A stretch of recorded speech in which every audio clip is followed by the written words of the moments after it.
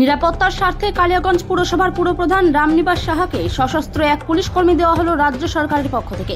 সূত্র মারফত জানা যায়, মালদায় কাউন্সিলর দুলাল সরকারের হত্যার পরে বিভিন্ন পুরসভার পুরপ্রধানদের নিরাপত্তা দেওয়া হচ্ছে। সেই নিরিখে কালিয়াগঞ্জ পুরসভার পুরপ্রধান রামনিবাস সাহাকে সশস্ত্র নিরাপত্তা রক্ষী দেওয়া হয়েছে।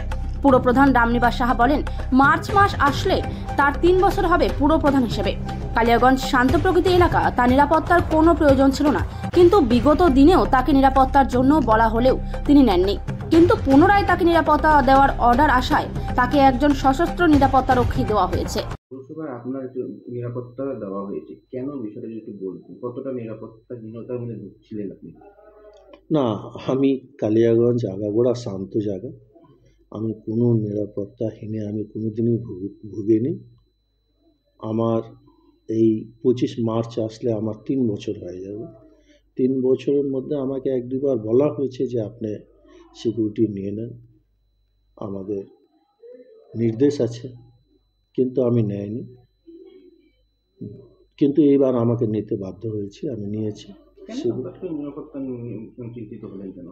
না, আমার নিরাপত্তা নিয়ে আমার কোনো চিন্তা নেই, কিন্তু সরকারি একটা গাইডলাইন আছে, সেই গাইডলাইন আমাকে মানতে হবে।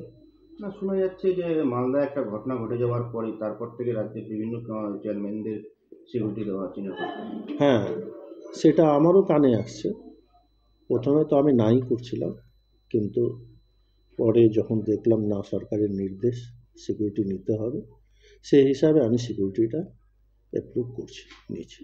কজনকে আপনাকে নিরাপত্তার জন্য দেওয়া হয়েছে? একজনকেই দেওয়া হয়েছে, একজনকে।